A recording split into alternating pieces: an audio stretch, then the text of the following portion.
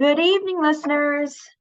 My name is Adele, and in today's educational presentation, Science's Verdict, Variation in Human Biological Sex and Normalized Sex and Gender, we will be debunking and deconstructing common misconceptions, myths, and narratives regarding human biological sex. I hope you will enjoy it.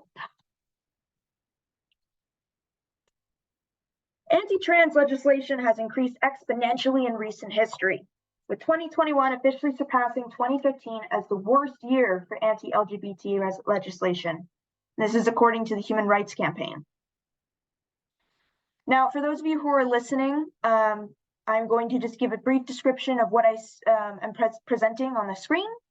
For those of you who are actually watching at the same time as listening, this explanation isn't going to be totally new, but maybe you'll hear something that helps out.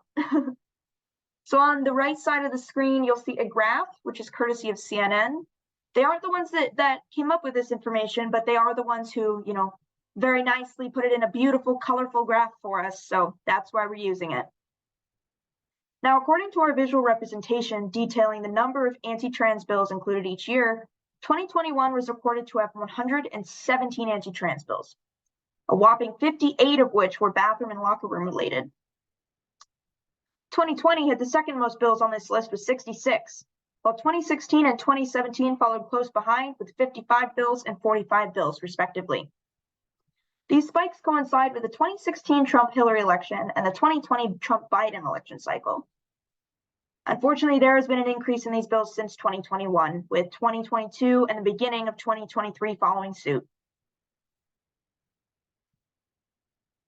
This legislation is fueled by heated oppositional movements, those of which often make claims, for example, saying transgender people choose to go against their biology.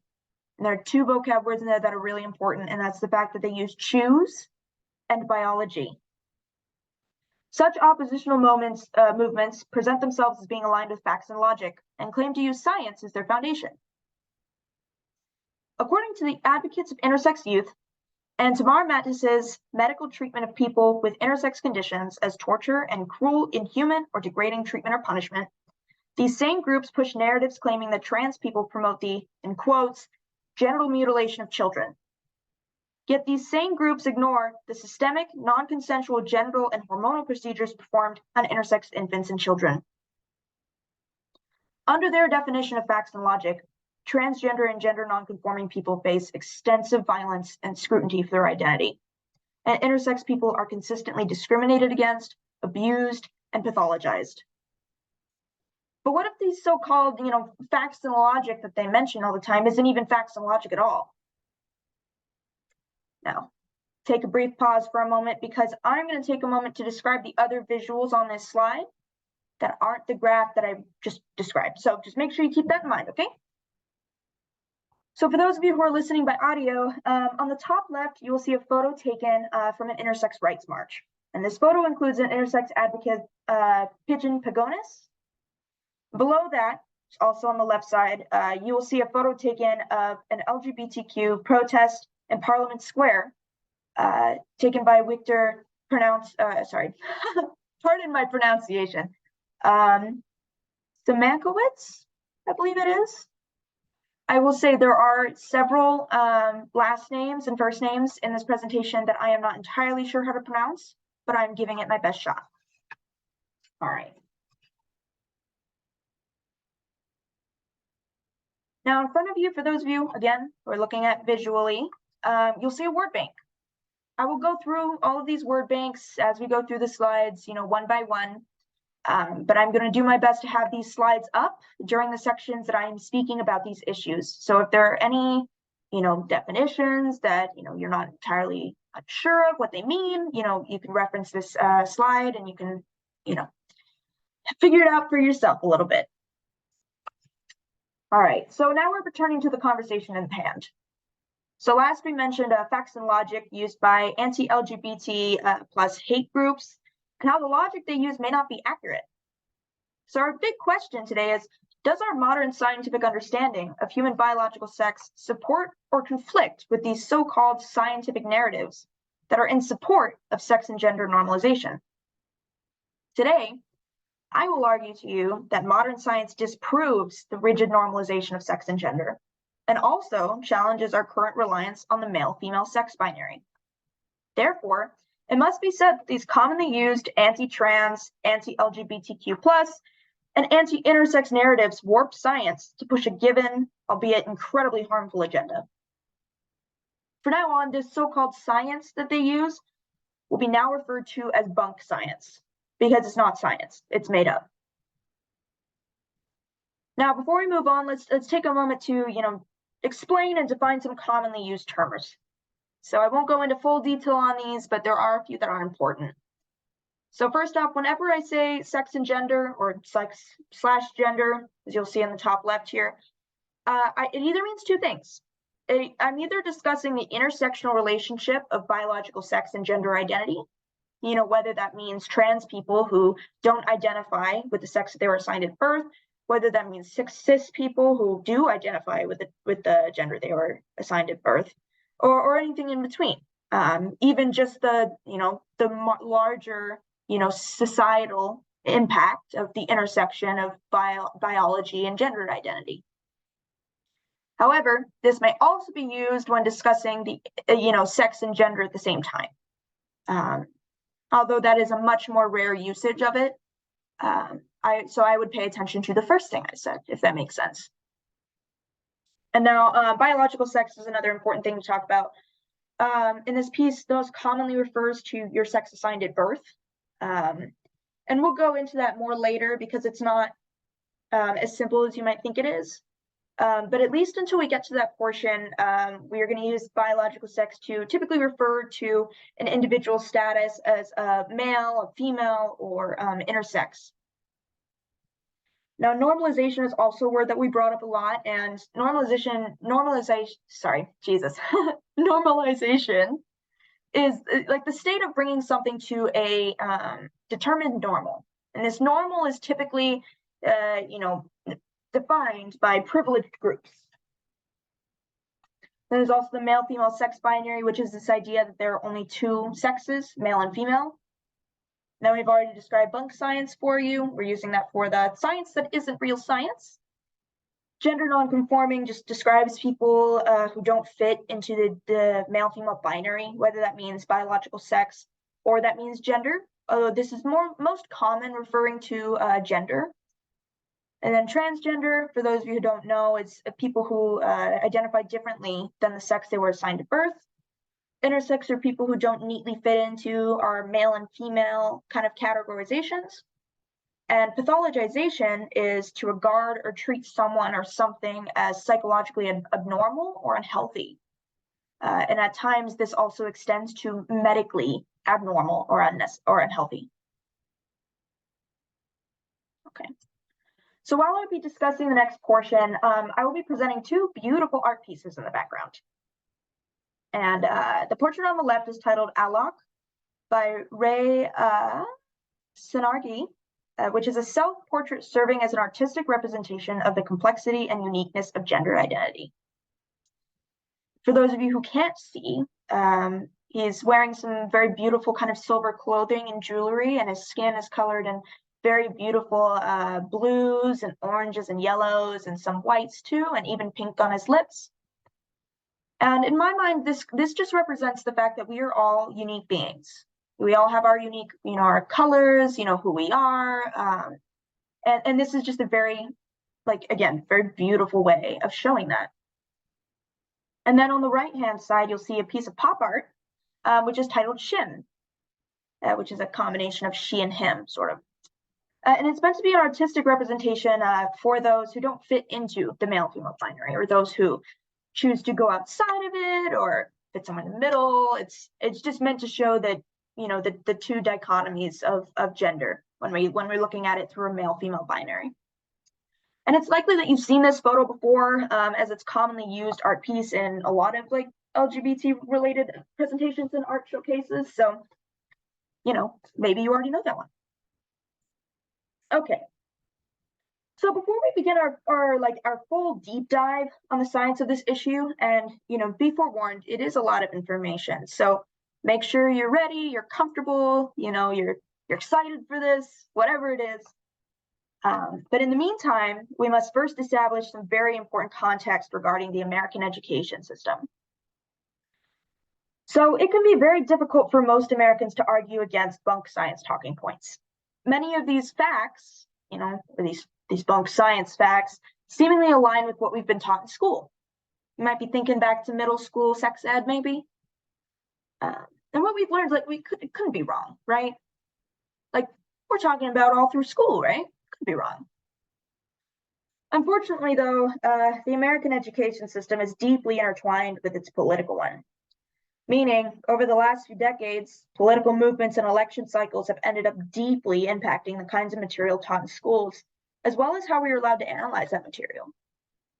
And just for a little real-world example right now, it's something that we're seeing again with our teaching of history, especially racial history in the US, where even when certain information is being allowed to be taught, ignoring all the stuff that's being restricted or just straight up banned in schools, even the stuff that we're allowed to analyze, we're only really allowed to analyze in a very particular way and to push a very particular narrative.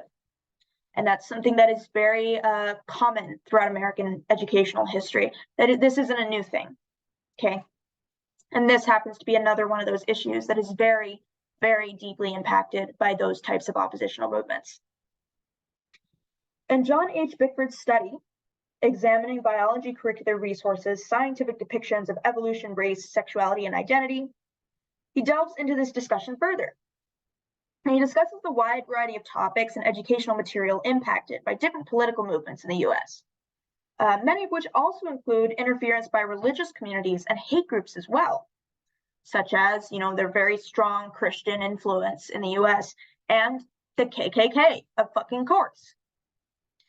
And in this study, Bickford mentions tension surrounding the concept of evolution. And this is back in the early 20th century of the US.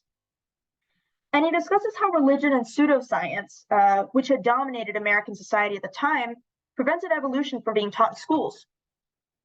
And while I won't go into this example further here, I do feel it's important to at least mention to you. And I highly recommend reading Bickford's rundown of the history that goes into this issue. Before his study, he has a pretty sizable chunk just for building context for said study. So if you're interested at all into understanding, more of this American educational history, I highly recommend reading it. The citation will be at the end of this presentation, and there's a link involved. So, if you're able to follow that link, I, again, highly recommend it.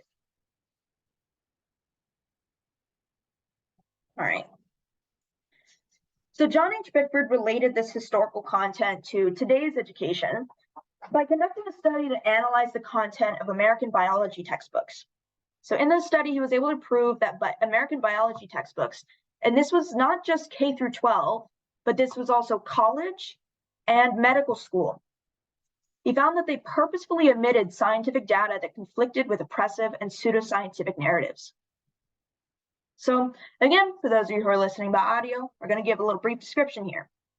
Presented on the screen is a table titled Biological Determinism, Social Darwinism, and Eugenics Within Scientific Text, again, by John H. Bickford III.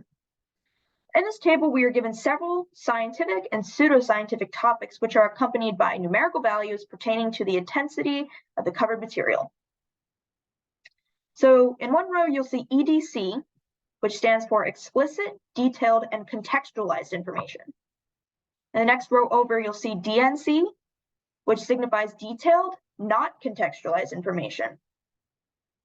And one row over, you'll see MNC, which indicates minimized but not contextualized information. And you'll see OM, which designates information that was omitted entirely, so just not even there.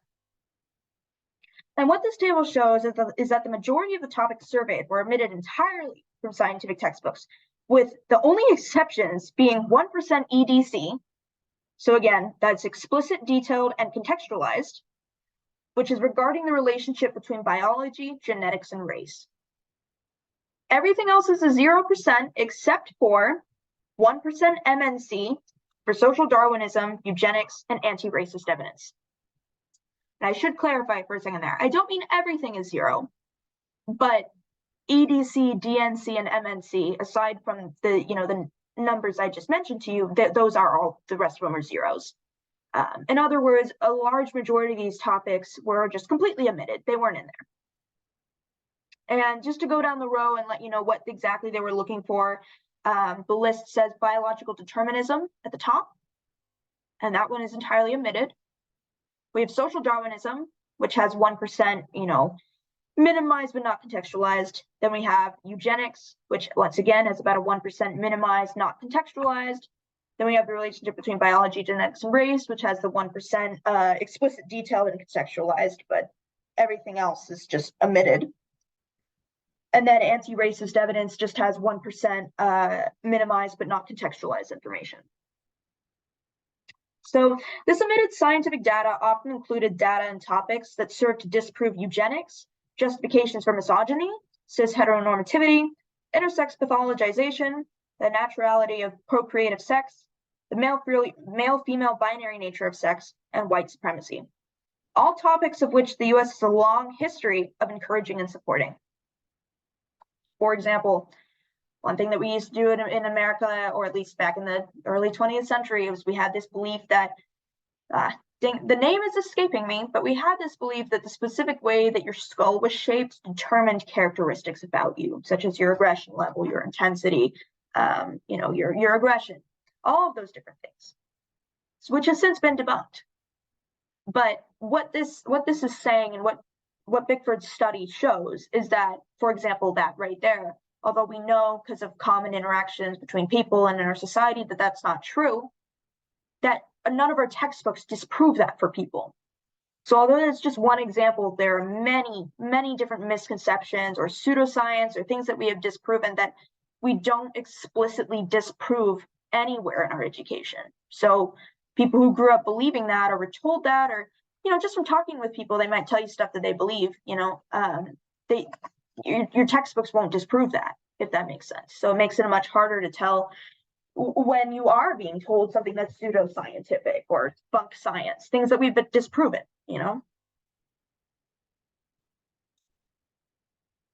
All right. So now we have another word bank, and we'll take a brief moment to define these terms. So first off, we have eugenics, which is the practice, advocacy, or theory of selective breeding of humans. And this is always accompanied by designating certain people as desirable and other people as not desirable. And those not desirable people are, either sterilized, not allowed to have children, straight up just murdered, any number of things. It's reminding you of Nazi Germany, because eugenics was, the foundation of their political movement. And at the same time, eugenics also refers to propping up certain people as being like, this is the right person, this is the right human being, their biology is perfect, right? It's this idea that there is some sort of better person, which is just not true. Then we have misogyny, which is the dislike of, contempt for, or ingrained practice or prejudice against women. And just to do a little insertion here, sometimes this can include men too, but mostly because of the demonization of femininity. And although that goes into homophobia as well, not just misogyny and sexism, it is important to mention that misogyny is pervasive, and it doesn't just affect women. It surrounds anything that's too feminine or too womanly. Then there's cis heteronormativity, which is a big combination of words. First part there is cis, which stands for cisgender. Then you have hetero, as in heterosexual, and then normativity, which is that word we mentioned earlier, which is essentially what this word is saying, is that we see cisgender and heterosexual people as normal, right? And cis heteronormativity specifically is the kind of the way our society is built, at least how it has been built, which is a system of power that disproportionately impacts LGBT plus people. In other words, the people who aren't cisgender, the people who aren't heterosexual. And then we have intersex pathologization, which is very important, because many people aren't, totally in the loop on what intersex even is, or why it's important to talk about this stuff or even know about it. So intersex pathologization is the demonization of intersex conditions, most commonly by medical professionals or other experts. And some examples include speaking about intersex people as in quotes, something to be cured, or reducing intersex individuals to their medical status rather to their personhood. This is included in some of my other sources. I included a lot of them that detail this exact phenomena and issue. It's a human rights issue where in medical textbooks, intersex people are reduced down to their biology, and not in an appropriate way where we would expect from medical textbooks. In fact, there are cases of young intersex children who are essentially forced, their parents give consent for them, but are forced to have routine pictures and routine examinations and routine showcases for medical students of their biology in real time for the sake of, in quotes, education, but it reduces people to a display. And that's pretty constant. In fact, it's a pervasive problem in the medical field where intersex people are, again, reduced down to, their biology. That's all they are. They aren't seen as individuals, which is why it's incredibly important for this specific topic to mention, because this affects it. Okay. And then we have non-procreative sex, which is just sex that's not for pregnancy and not for, having a child. Like, for example, like sex for pleasure or sex for building relationships with people, right? It's just not for a baby or a pregnancy. You know what I mean? And then we have non-binary, which kind of goes into gender non-conforming as well, but non-binary is a more specific gender identity, which is saying, can mean slightly different things to everyone, but in general, non-binary is a gender identity that does not conform to traditional binary beliefs or roles about, male and female gender. Then there's also white supremacy, which is the belief that white people constitute a superior race and should therefore dominate or control society. And then there's zombie facts, which we'll mention in tandem with bunk science, but they kind of mean slightly different things. So a zombie fact is something that we used to believe was true, but was later disproved. So zombie facts are debunked facts that are repeated by others as if they're still considered reputable or accurate.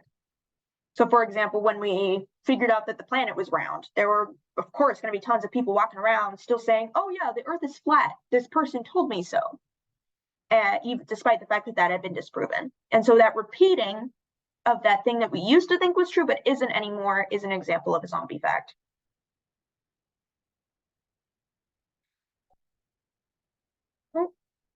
Let's see. So what all of this means is that despite the information in US tech, oh, hold up. Yep, this is correct. Okay.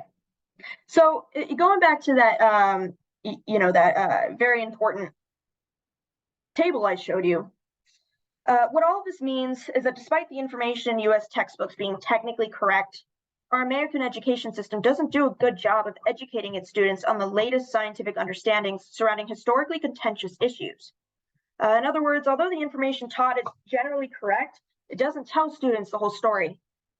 So coming away from your middle school, sex ed class or, your high school biology class and thinking that you know everything about human biology is, unfortunately not true. And a lot of that is not your fault. It's not your teacher's fault, but it is the fault of the legislation that chooses what we are allowed to be taught in school. This usage of information suppression due to influence of politics on American education has combined to give American students a very biased understanding of scientific facts. And this is a biased misunderstanding that you're likely familiar with is the zombie fact that there are only two sexes, male and female. You may also have heard people refer to male and female brains and the differences between those two. But again, if these statements aren't factual, then what does science prove? All right. So on this slide, and another beautiful piece of art, you'll see two more. And on the left is a painting by Nancy Rourke titled Oppression. And it's a woman tied on a bed with her arms, tied with what appears to be rope in front of her with a bunch of arrows sticking into her body. And then on the right, we see a portrait titled K. which is one of many that were collected and presented by Fieldley, but K is of a trans man.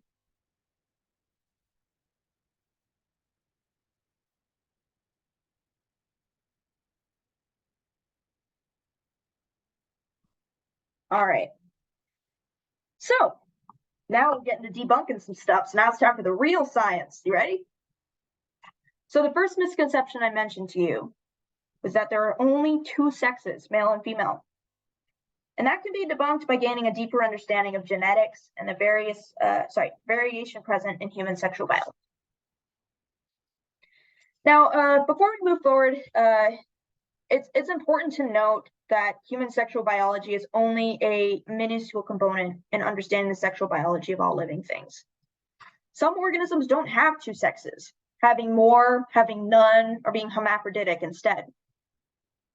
Now, keep in mind that I will be only focusing on human sexual biology, and that this section is by no means an exhaustive lesson on sexual biology.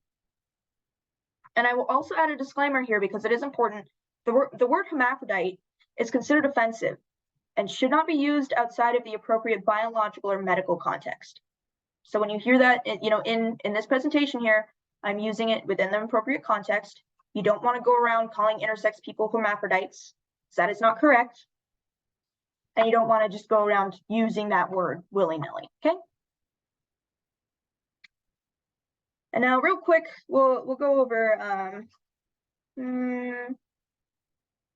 actually, you know what? We won't go over those terms yet. We'll continue on. We'll continue forward.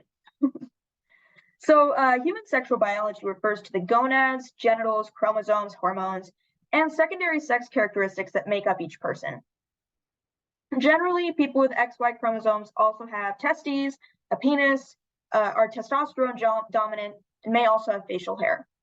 Whereas people with XX chromosomes generally have ovaries, a vagina, are estrogen dominant, and may have breasts. And these two categories, as I've described them to you, make up the male-female sex binary. Now, while many people fit neatly into these categories, many also fit outside of them. As per the Intersex Society of North America, some examples of variation outside the male-female binary include androgen insensitivity syndrome, congenital adrenal hypoplasia, sex chromosome mosaicism and or chimerism, ovotestes, vaginal agenesis, XO chromosomes, XX male chromosomes, XX female chromosomes, XY male chromosomes, XY female chromosomes, XXXY chromosomes, and YYX chromosomes, and many more. I keep talking about this for hours, right? But these are just some examples. And all of these conditions result in individuals who do not neatly fit into male or female categories, right? So we're going to go through and kind of explain this, right?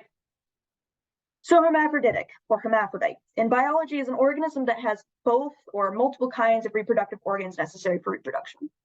So an example of a case where a hermaphrodite would be an appropriate term to use is when discussing slugs, because slugs have both, in quotes, male and female reproductive organs and are able to reproduce with each other according to such. And now there are intersex people who do have both genitals.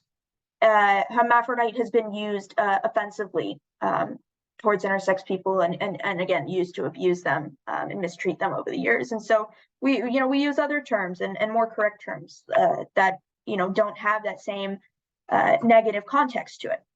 Hence why we reserve hermaphrodite and hermaphroditic for very specific biological context, or very rarely medical for human context.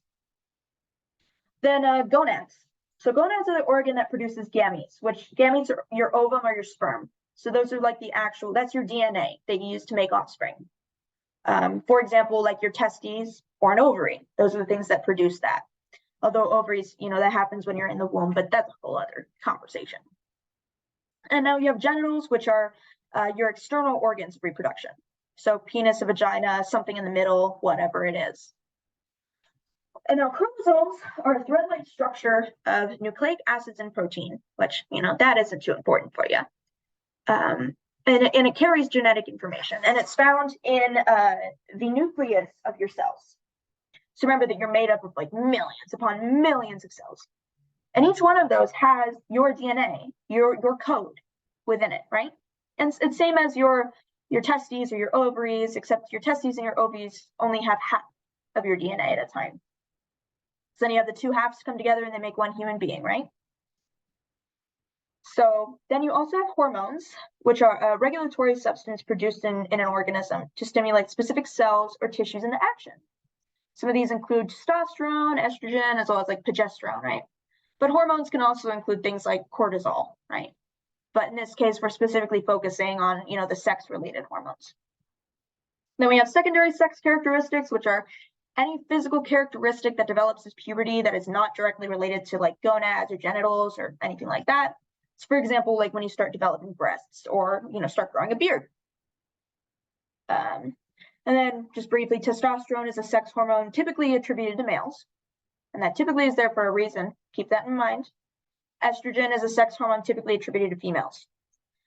And now we'll give a little brief description of some of these examples of conditions.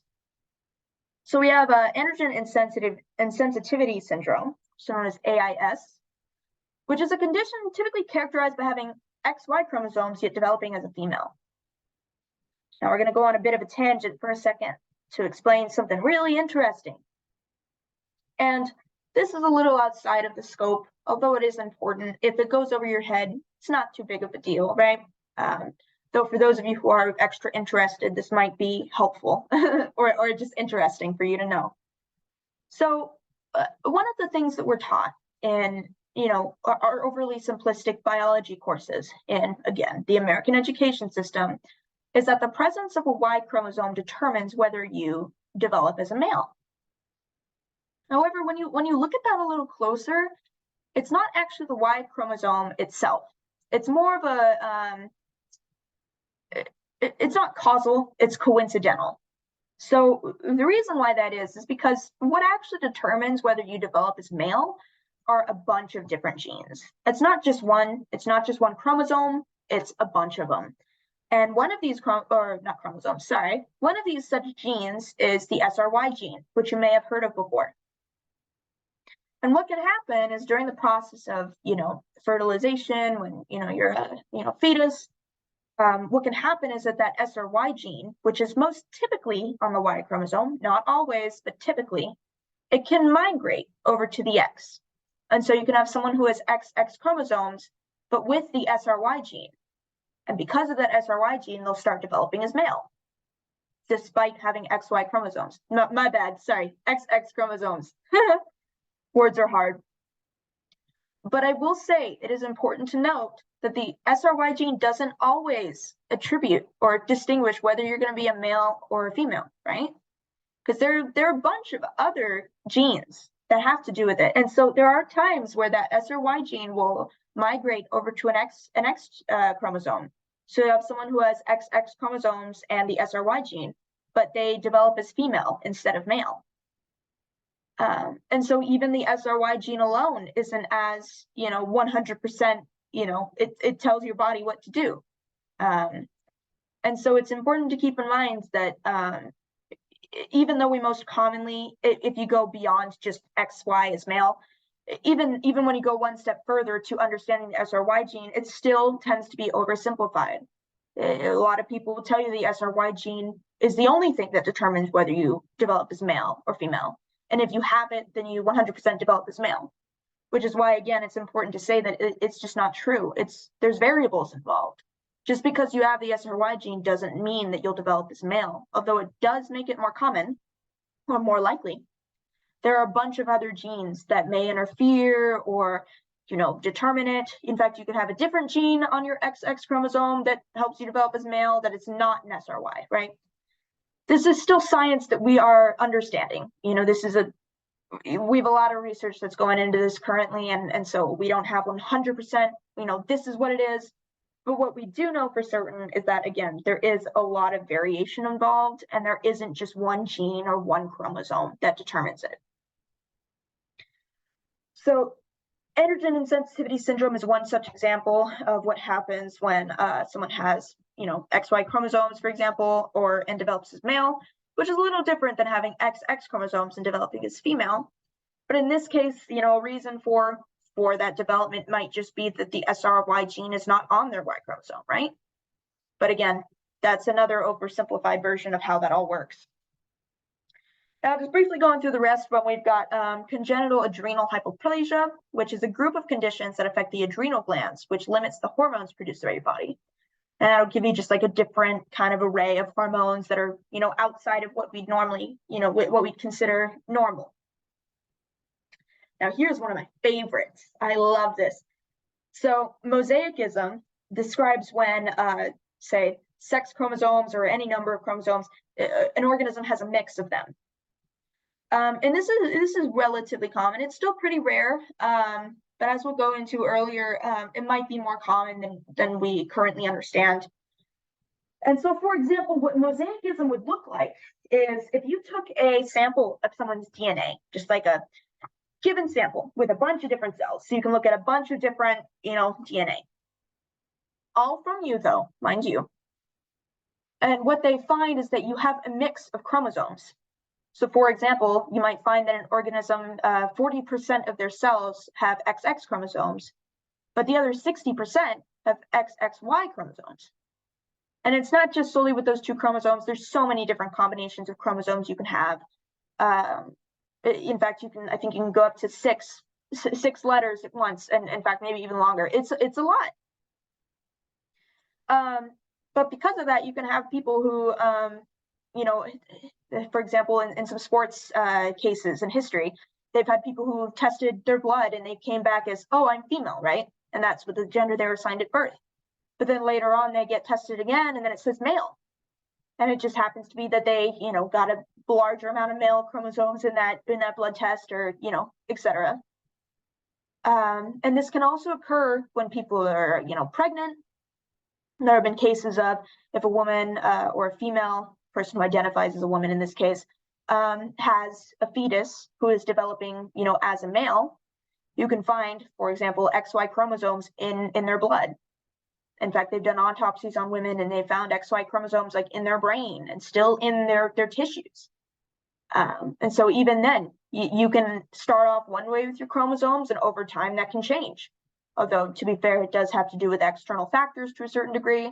It is still, important to keep in mind. And then another condition that goes along with this is chimerism. And this is very similar to mosaicism. And this often occurs in humans when two or more zygotes, so fetuses, carrying different sex chromosomes fuse. And this results in an individual with multiple types of chromosomes. Now, unlike mosaicism, this can be localized. So my favorite example, I love this one, is imagine someone whose entire body can be sexed as an XX person, right? You take a sample of their tissue or their blood or something, and you can find that their chromosomes are XX. But, for example, you take a sample from their left arm, and their left arm can be, sampled as an XY. And that's the only part of their body that has that. The rest of them is XX, but their left arm just happens to be XY.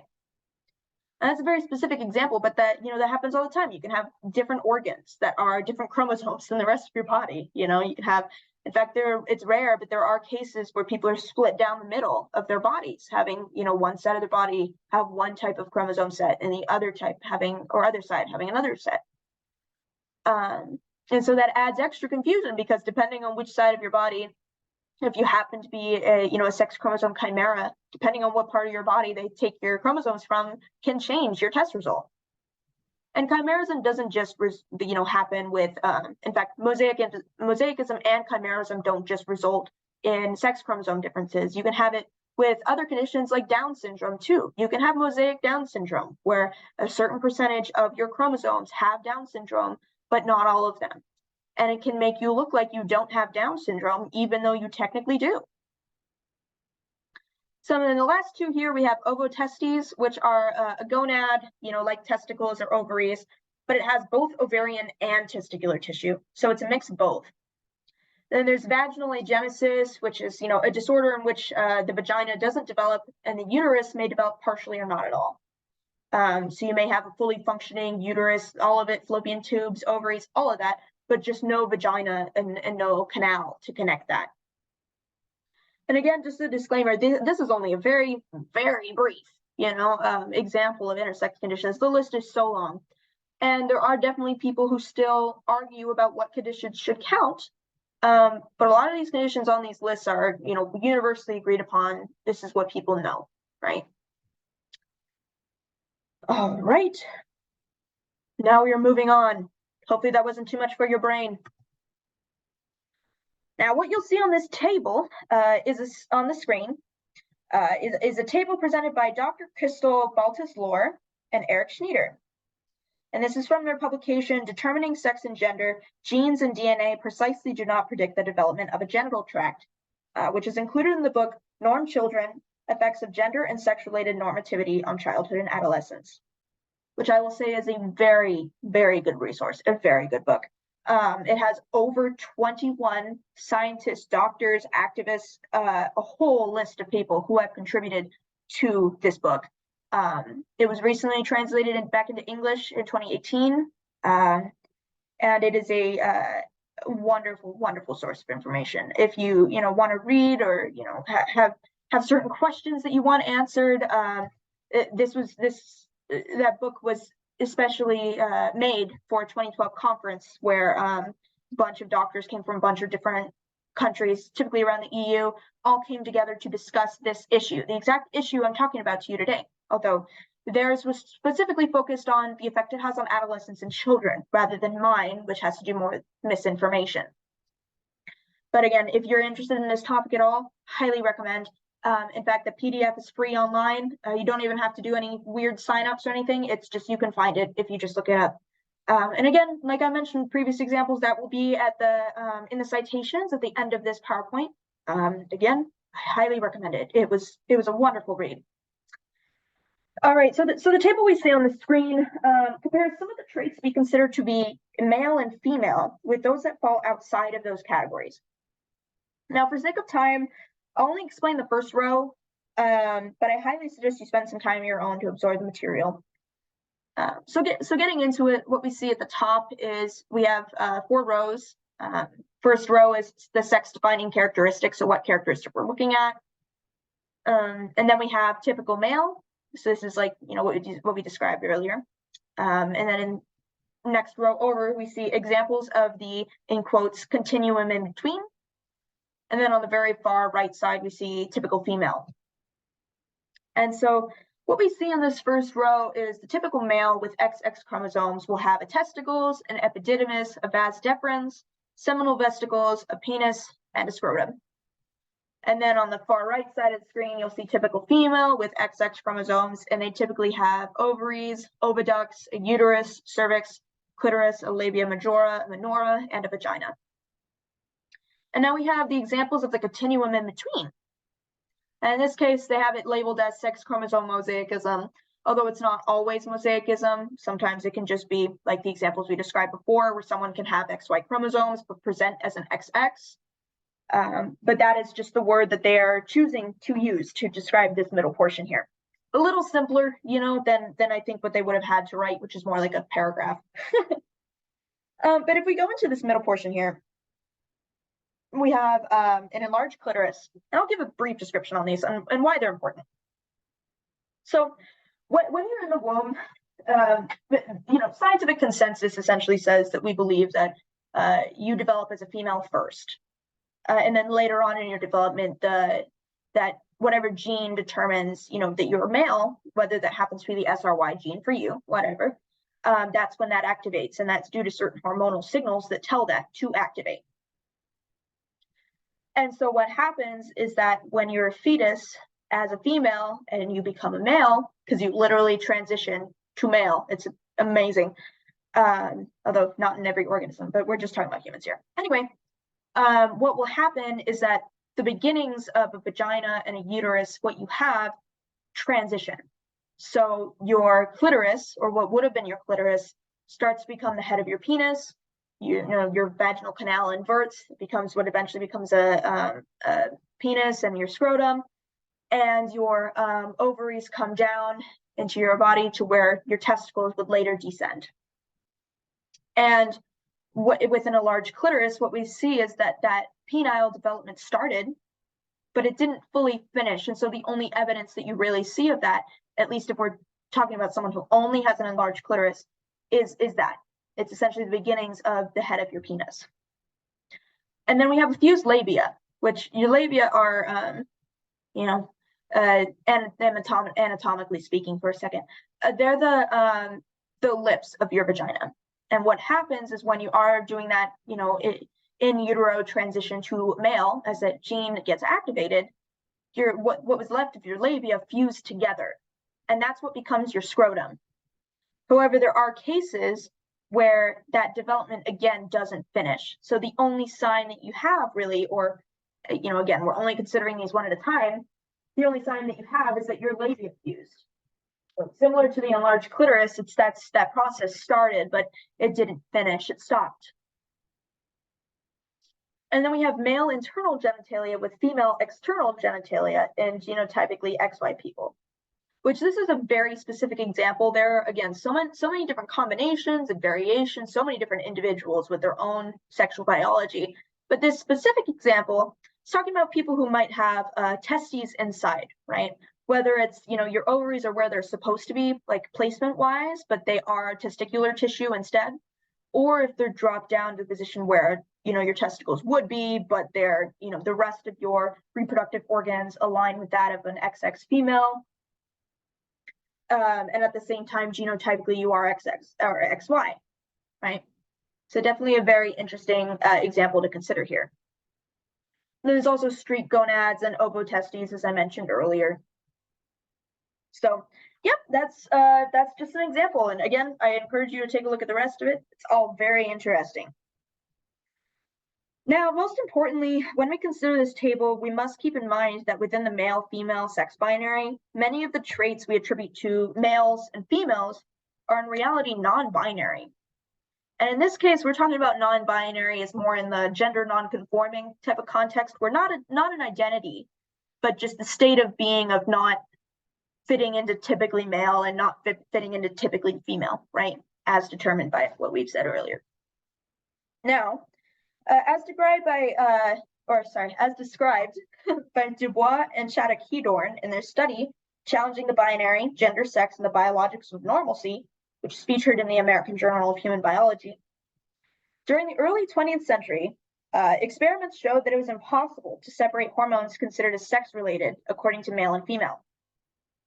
For example, scientist Bernard Zondek was able to detect in the urine of the male horse a surprising amount of estrogen, a hormone at the time defined as female. And just to take this, into regular everyday speak a little bit. In other words, although today it's common knowledge for us to, identify testosterone as the male hormone and estrogen as the female hormone, neither one is inherently gender fixed. In fact, both males and females have some combination of estrogen and testosterone. If you're a male and you're listening to this right now, you have estrogen in you right now. In fact, you have, progesterone, you have all the other stuff too. There is a different level that we've determined is, normal. But it's the same for women. We also have testosterone. Females, and intersex people have whatever combination they have, right? And in fact, even if you have XY chromosomes and you're a male, you might not have testosterone dominant hormones, right? You can have variety in that too. All right. So here's another beautiful piece of art, or two pieces of art. So on the left of this slide, you'll see a colorful DNA helix titled DNA Chain by Bruce Rolfe. And I really enjoyed this piece of art because, oftentimes in my experience, when we're discussing DNA and, genetics, it's very much in a medical context where, you're looking at the structure of DNA, you see it on a flat white background, just the DNA with some labels printed to it, right? And although it is correct, like DNA is it's so beautiful in what it does, how it allows us to exist.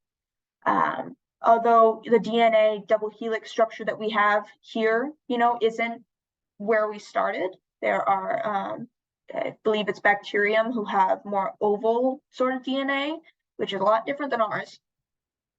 Overall, this double helix DNA has allowed us to become as advanced and complicated organisms as we have. in a way, it is the essence to life as we know it today.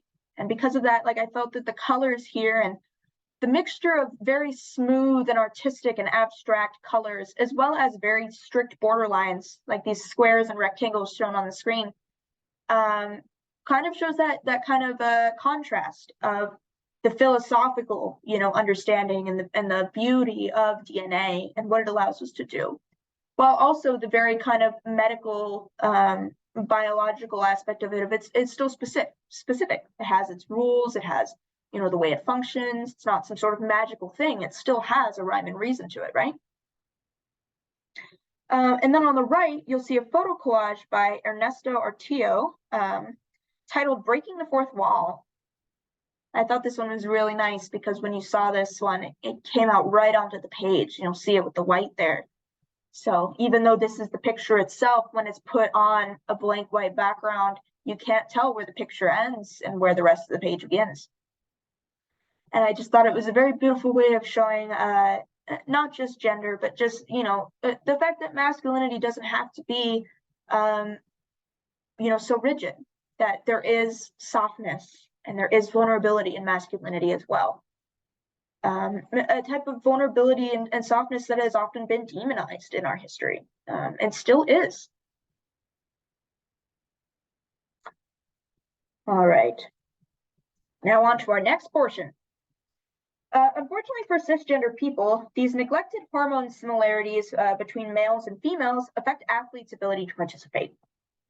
According to Dr. David Ludin in his article, "When Sex and Gender Don't Match, Gender Dysphoria and the Mind-Body Problem," among elite athletes, 16.5% of men had low testosterone and 13.7% of women had high testosterone without overlap.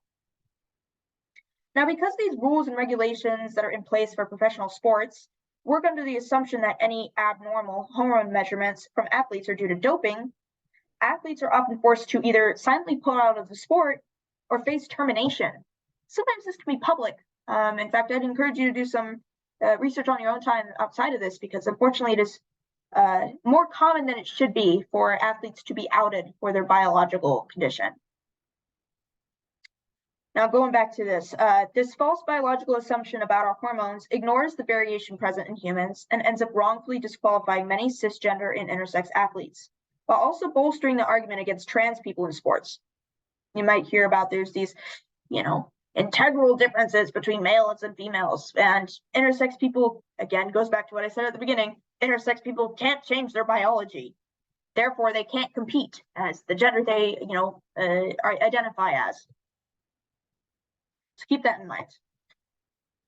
By ignoring the science of sexual biology, many athletes are unfairly discriminated against and shamed for having bodies that lie outside the male-female binary, whether that difference is hormonal, anatomical, or chromosomal, or something else. All right, deep breaths. Take a deep breath. Hopefully your brain isn't feeling too full at this point. All of this information is incredibly important for understanding the accurate science and politics that surrounds human sex and gender, while it also makes us easier to deconstruct harmful bunk science narratives related to this topic. However, I understand it's still a lot. I mean, you're almost like you're undertaking a whole class right now, right? So now is the time to take a bathroom break, grab a snack, take a nap maybe, who knows, and just prepare yourself for the next presentation.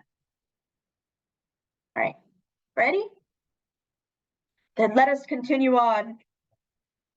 So now that we understand some of the science of and have examined some of the, examples of the variety of human biological sex, you're probably noticing a reoccurring theme here. The male-female binary system is ineffective for accurately describing human biology. So if we can't use that, what should we be using instead?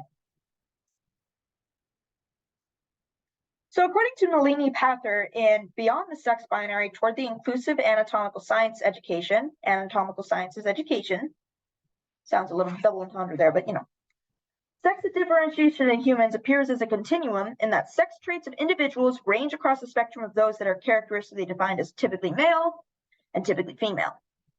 More specifically, she describes a continuum of as a lineal or gradual distribution of traits.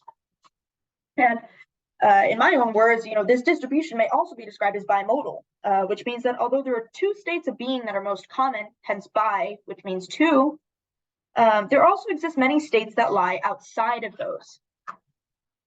And here's another wonderful graph we get to talk about. So on your screen, on the right-hand side, you'll see a pink and blue colored graph. And this is what a bimodal distribution model looks like. And although, I generally disagree with reinforcing gender stereotypes, for the ease of reading this graph, and also for the ease of saying it out loud, we will look at this graph as if pink equals female and blue equals male, right? Ugh, it sucks, but anyway. So the two maxima on this graph, in other words, the two peaks, the part where it goes highest, will represent the most common combination of traits shared by a group of people. In this case, these little high points here are what we would typically describe as, male and female. And the sections that lie in between and outside of these peaks represent those who do not fit neatly into the male or female designations that we accept, right?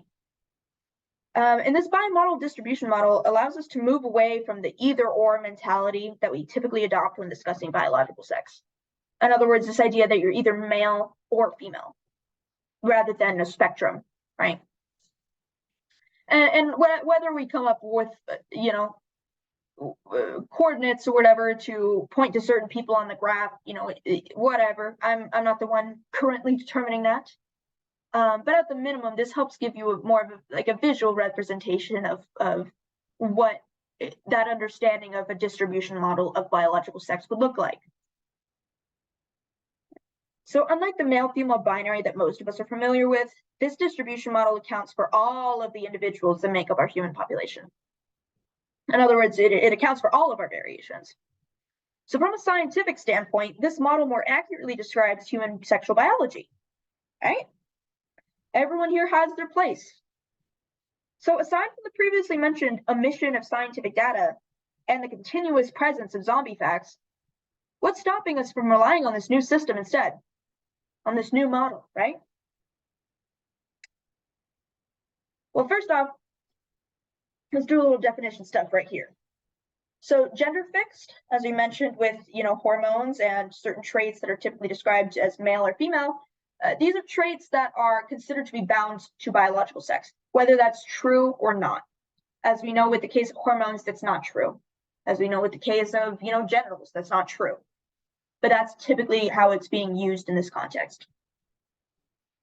And then cisgender, similar to transgender as we mentioned earlier, except cis meaning same, which are those who identify with the same gender and sex they were assigned at birth. And then there's continuum, which is a continuous sequence in which adjacent elements are not perceptible different from each other, although extremes are distinct. And that extremes there are those two peaks that we're talking about again, right? Those male and female, in quotations, of course, peaks. And then clinical gradual distribution is just a distribution occurring slowly or by degrees. And then bimodal is having two modes, having two maxima, right?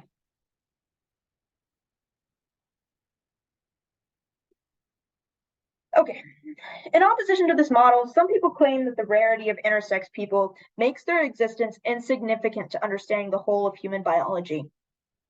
Current estimates, as stated by the Intersex Campaign for Equality, claim that about 1.7% of the population is intersex, sorry. 1.7%, I should say. That's important. Not 1%, 1.7 people. And this is about as common as having red hair. And it's important to note here that the statistic is heavily scrutinized. There's a lot of contention around this. Many claim that the actual percentage of intersex people is about 0.7%. And you might be inclined to believe that.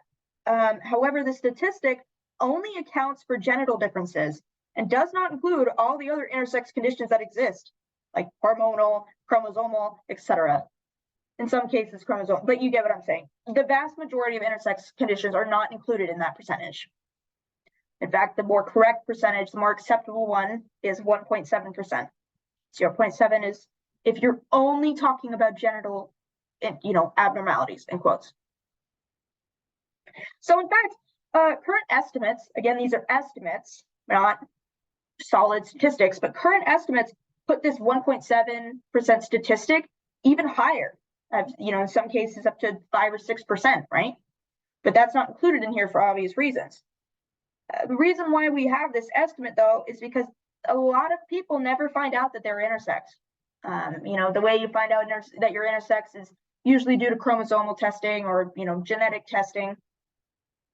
And unless you are struggling with fertility or you have some unknown health issue that all your other options have been exhausted and they haven't found the reason yet, or if they're just trying to confirm something that they think is happening with you, if you don't have any of those extraneous circumstances happening, you're probably not going to know that you're intersex, unless you have some outward difference maybe that you're concerned about, or you're having hormonal issues, right?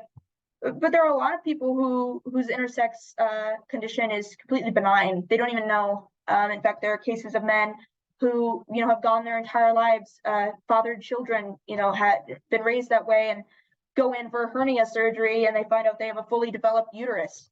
And this kind of goes back into that vaginal agenesis, where there's no vaginal opening, but they do have a uterus, and potentially ovaries as well, and fallopian tubes. And that's just, again, one example of that variation. There's so much more. But just the gist of this is that additional research must be done in order to gain a more accurate understanding of the percentage of intersex people.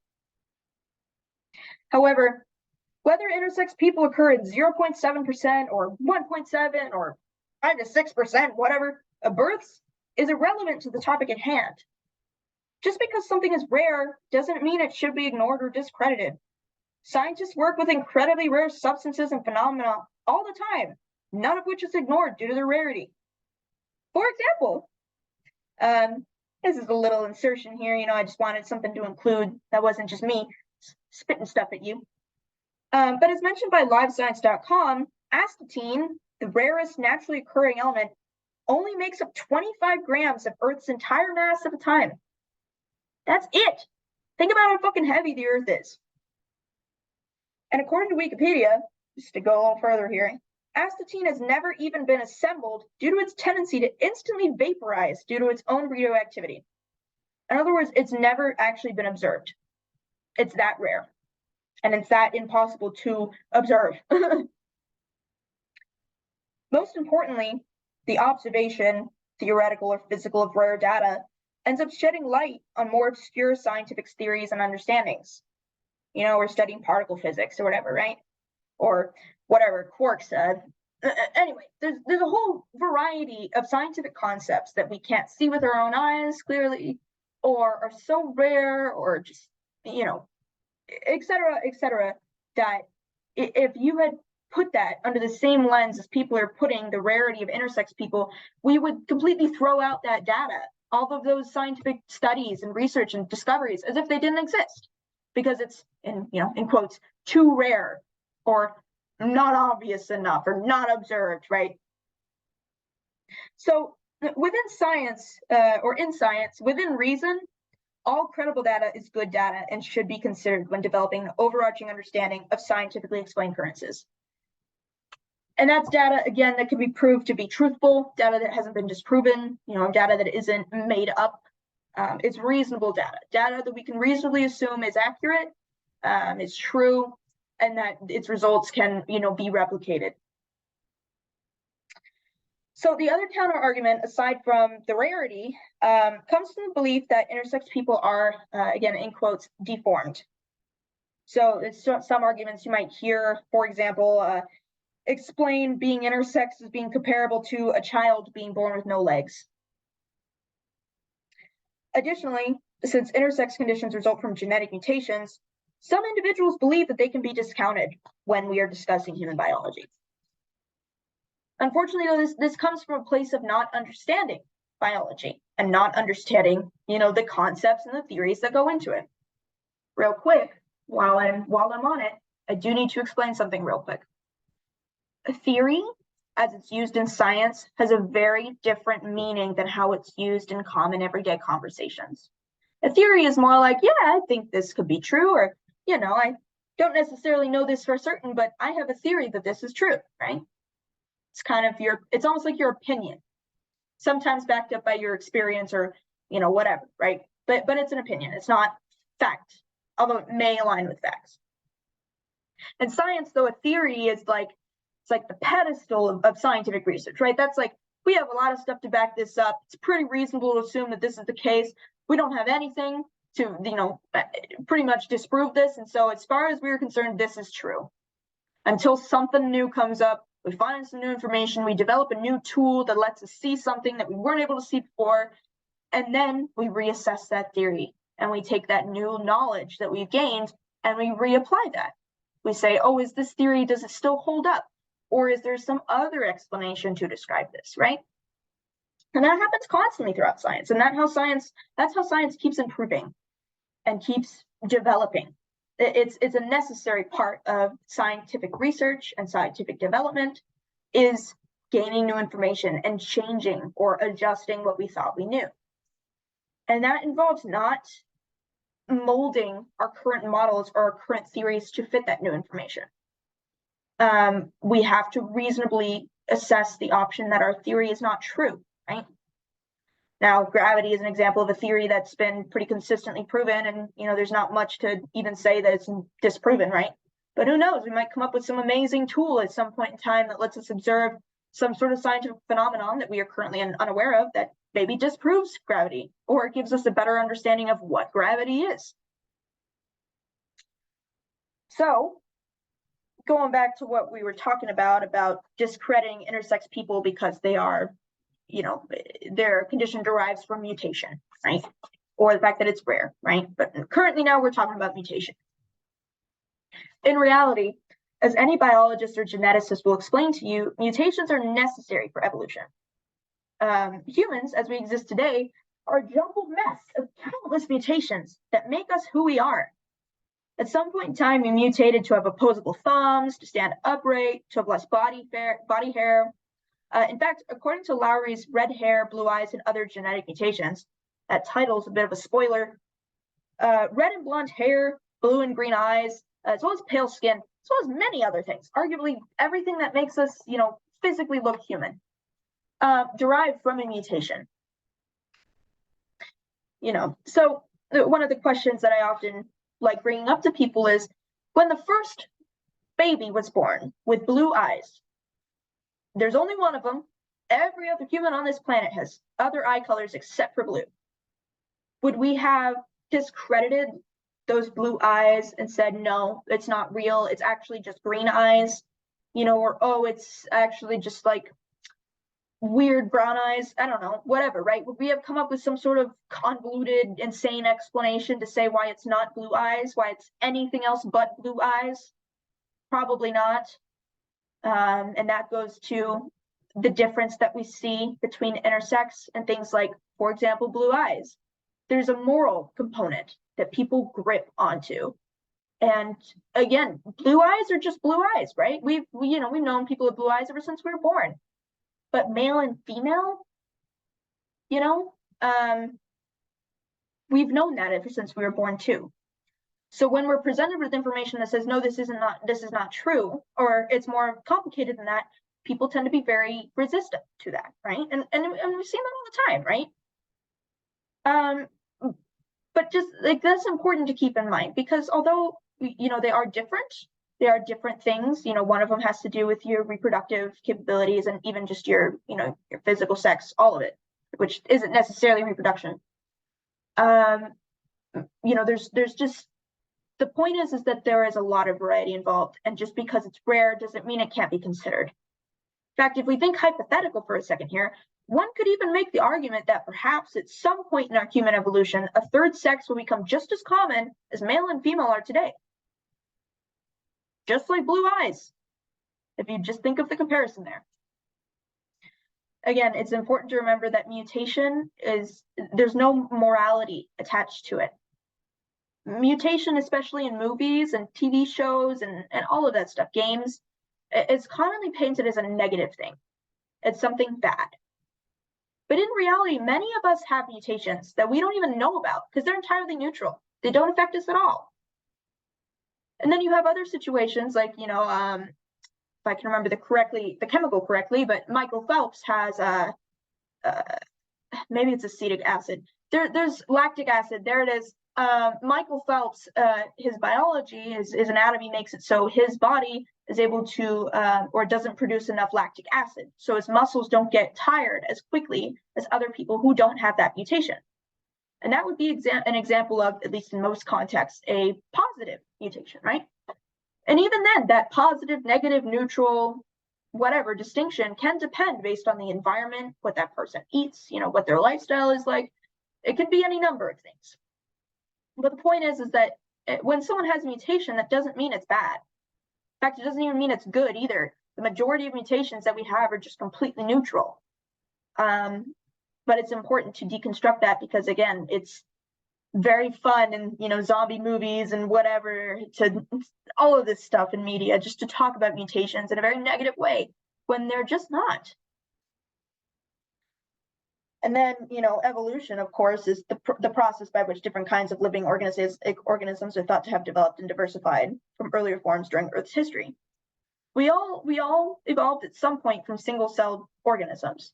We got here via millions of years of very slow mutation, such as with our blue eyes, with our opposable thumbs, being able to stand upright, and the fact that we have a flatter face than other hominids or other, monkeys or apes. So going back to what we were talking about, bringing the topic back, in other words, in reference to the hypothetical third sex, potentially millions of years in the future or whatever, the observed rarity and origin of intersex conditions by mutation does nothing to discredit the suggested bimodal distribution model of human biological sex.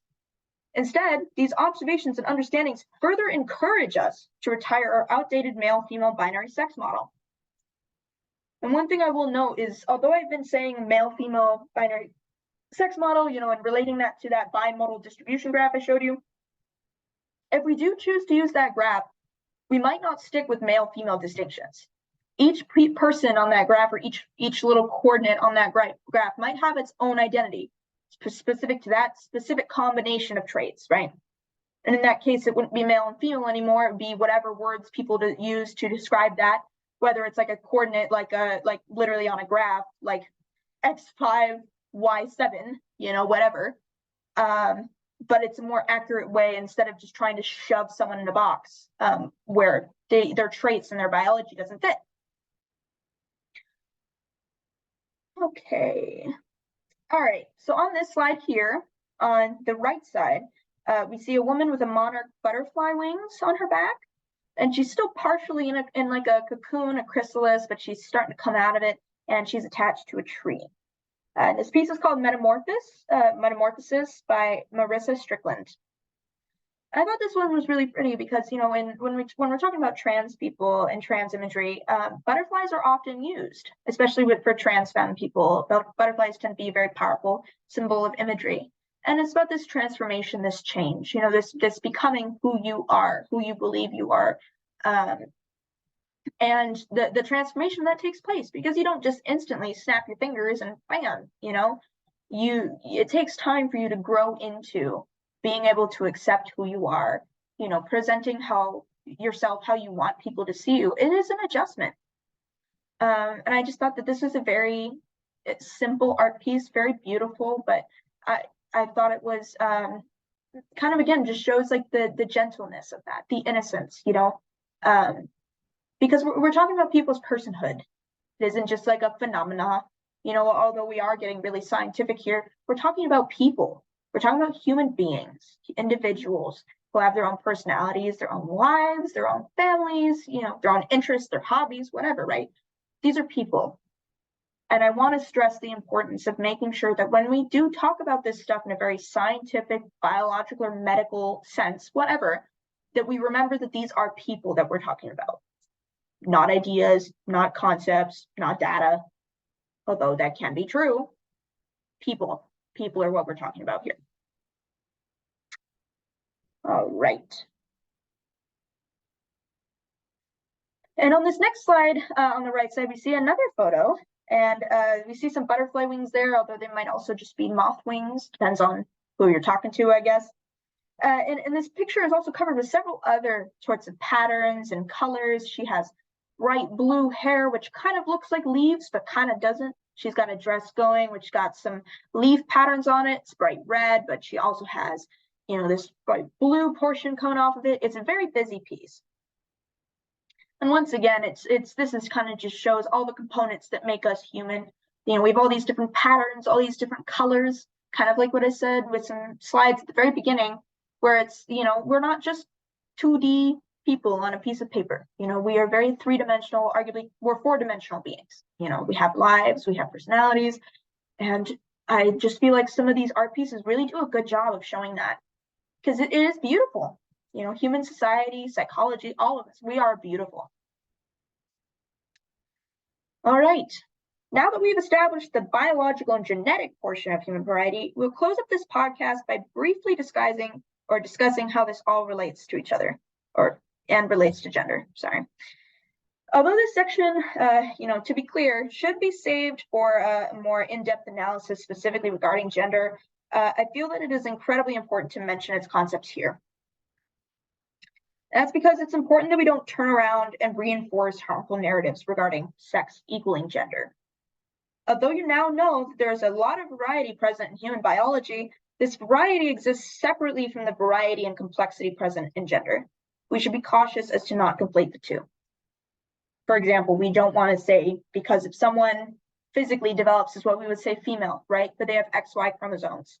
All they have ever known is that they identify as female. That's how they were raised. That's who they are. That's what they believe they are. We don't want to turn around and say, well, actually, you have XY chromosomes, so therefore you're a male, right? Same logic with trans people as with intersex people.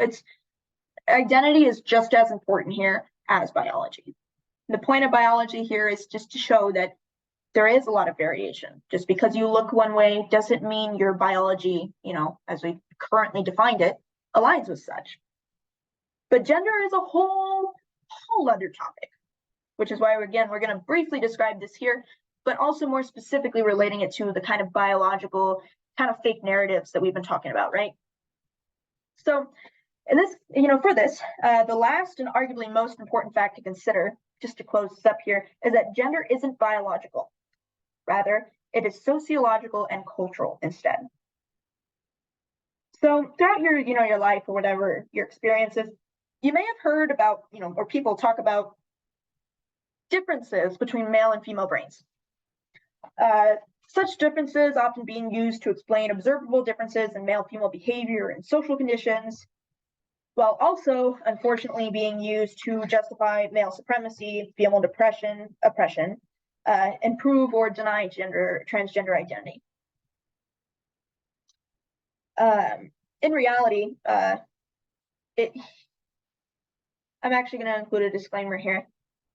So although this logic of there are male and female brains is very commonly used by people who want to say that gender is biological and taking the two concepts and putting them together, and often using that as a way of discrediting transgender people or whoever, right? By again saying gender isn't sociological, it's in your brain. And we can measure it, right? On the flip side, this fact, or in quotes, fact, it is a zombie fact, has also been used in support of transgender people. Because, as we'll go into here, this is a zombie fact. It has been disproved. But before that was kind of common knowledge that it's not true, there were a good amount of trans people who did use that as justification for their identity. And there's nothing wrong with that, right? They're facing an intense amount of discrimination. They have to take whatever they can get, But this was used because there was, I think, 1 or 2 studies that kind of showed that there was a connection between this gendered pseudoscience of male and female brains, saying that transgender people more often had the brains of the gender that they identified with, right?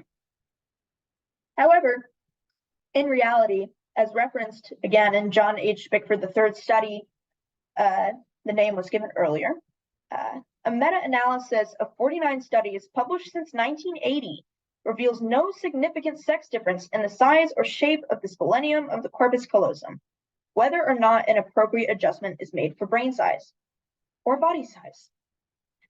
In other words, the structures of the brain are no more male or female than are the liver, kidneys, or heart. And going back to what we talked about American education being behind and overall just social discussions being behind, this was a conclusion that we came to in 1997. And we have still continued to try and push this narrative that there are male and female brains. Whenever we correct for biased studies, whenever we specifically look at what is credible here and what we have the most vast swaths of information to prove, we find that there's generally no difference. They find in some cases that certain brains are bigger than others, but that's likely more due to body proportion, like body to brain proportions, than it is to actual gender differences. In fact, that size of the brain doesn't really make much of a difference in that context. It doesn't make you smarter, by the way. So this common understanding that there are biological differences between male and female brains is another example of a zombie fact, as I've kind of already stated. Although we used to believe that there were clear physical and psychological differences between males and females, we have long since disproven these beliefs in studies. Modern scientists agree that the differences observed in processing of brain activity are due to social conditioning and not inherited biology. In fact, these small observed differences are statistically insignificant, meaning that even when these differences are observed, overall, they indicate no true differences between males and females. And I will explain this a little more on the next slide, but first I want to make sure that we cover these definitions on this page. So first off, we have gender, which we've kind of already described, but we'll just give you an explicit definition. Why not? So we've got gender refers to the characteristics of, in this case, again, it's talking in a male-female binary, women, men, girls, boys, intersex persons that are socially constructed. And this refers how someone identifies and, historically what role they're expected to, provide in society.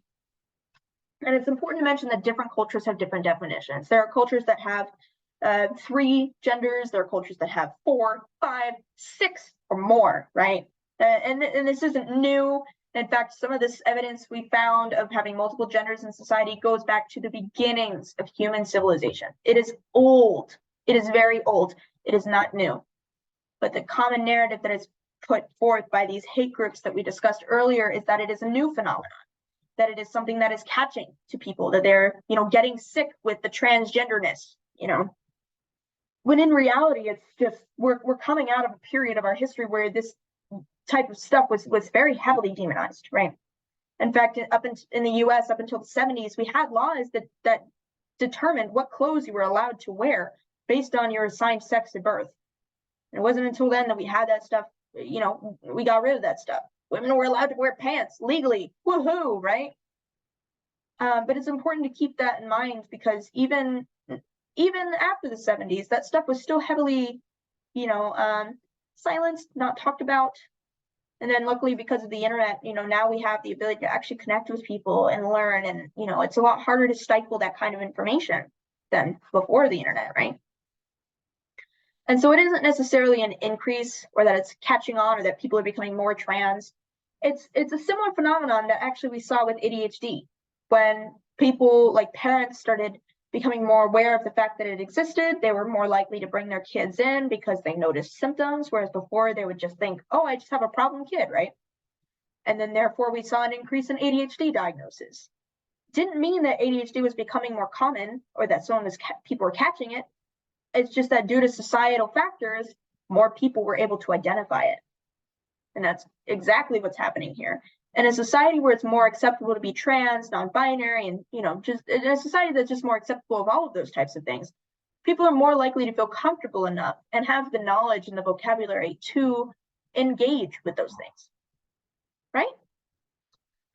And then we have biological, which is just related to biology or living organisms. Can be genetically related, but not always. There's also social biology, ecosystems, et cetera, et cetera. Biology is a pretty broad topic, but typically describes things that having to do with living things. Although also decomposition too. You know what I mean? See what I mean? It's broad.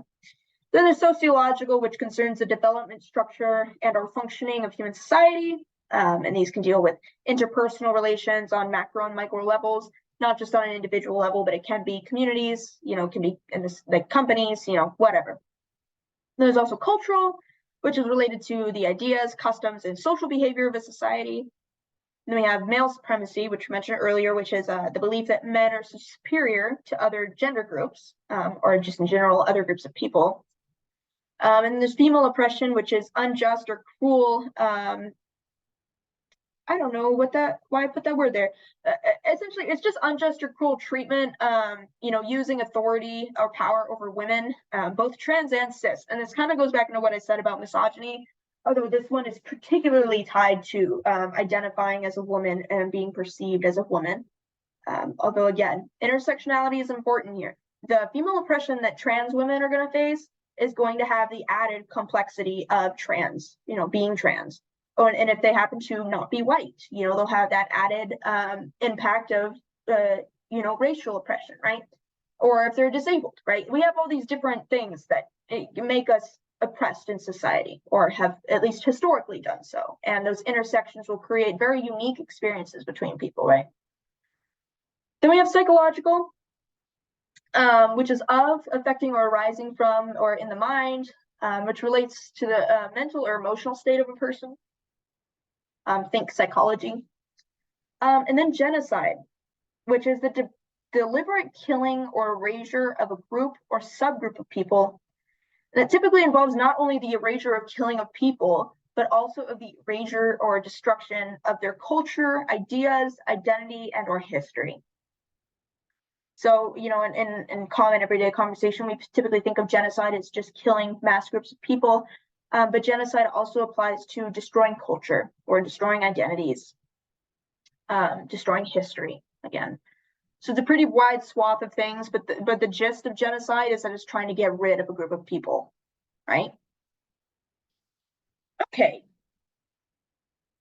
Now we will go back to our statistically insignificant example.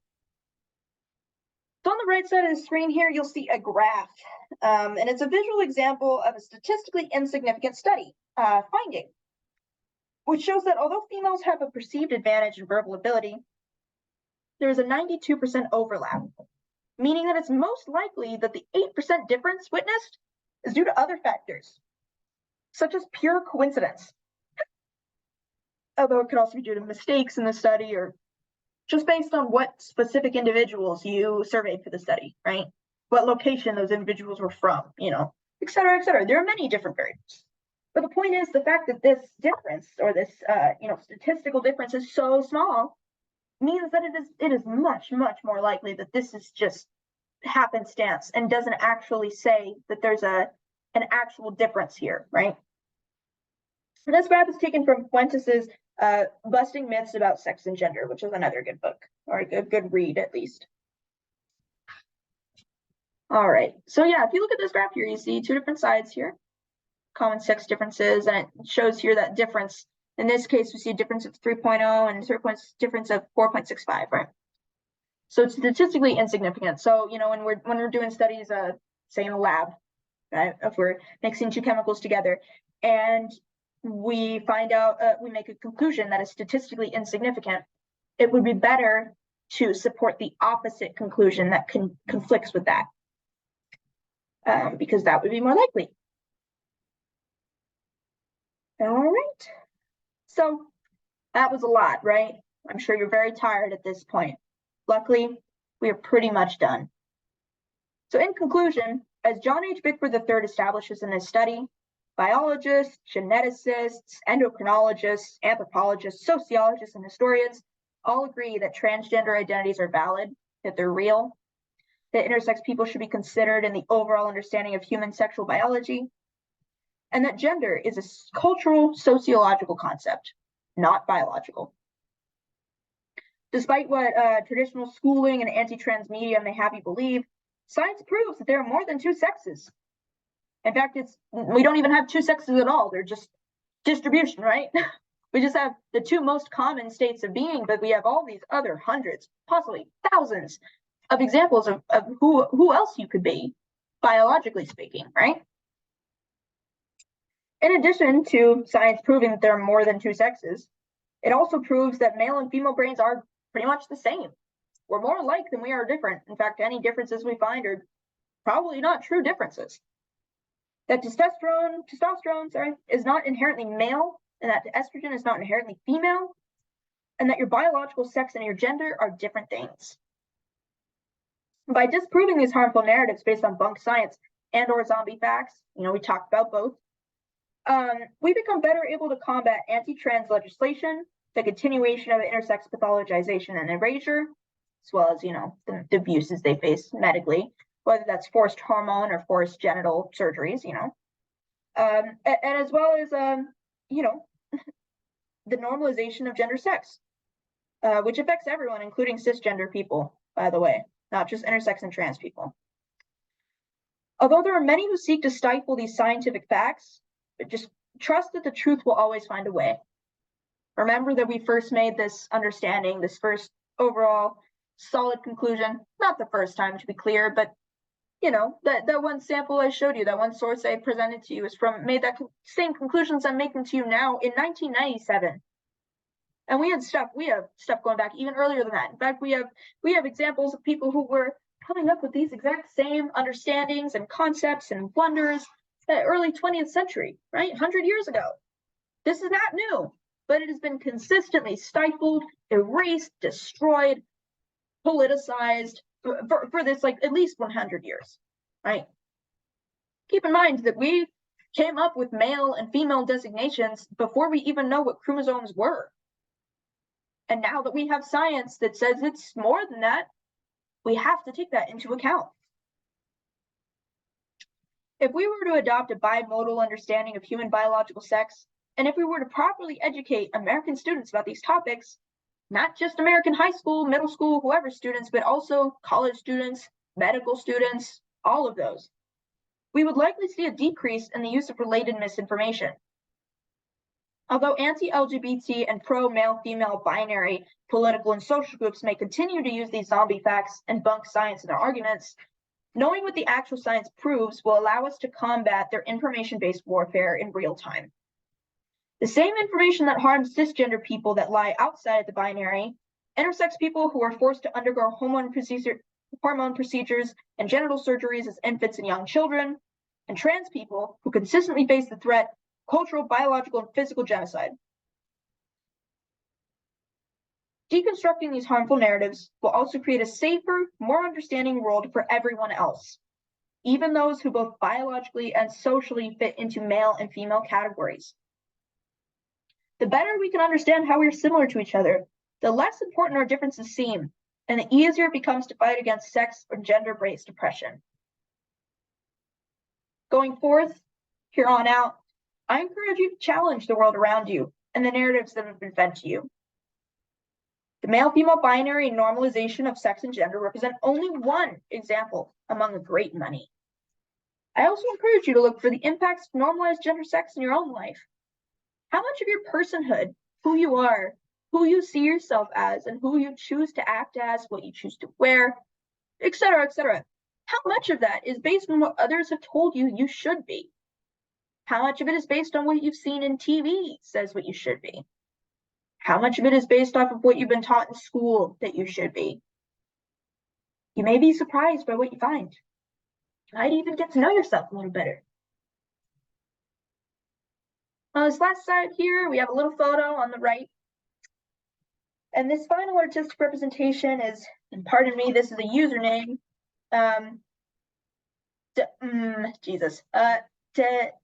Nanguyencom on Instagram. Source is at the end. And it's titled "We Are Not a Threat."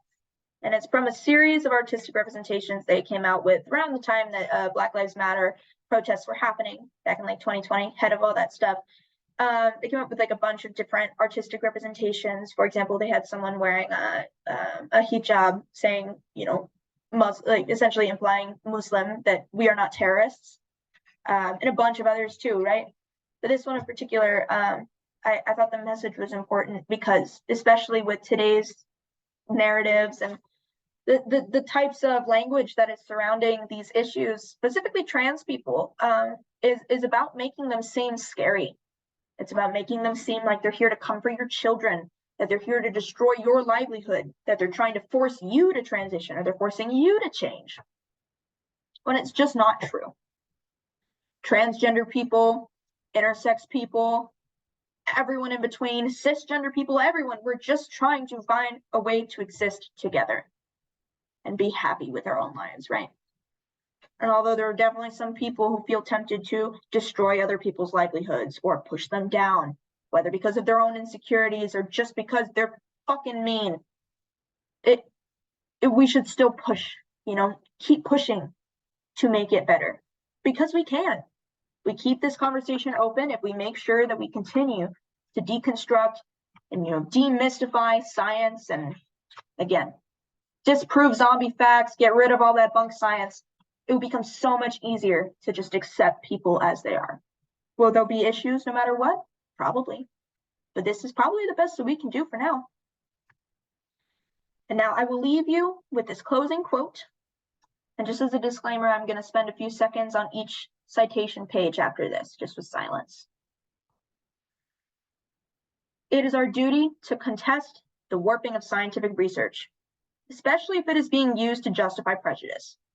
If you are a racist, then you are asking for a fight. But science is my ally, not yours. And your fight is not just with me, but with reality. And that right there is the real facts and logic.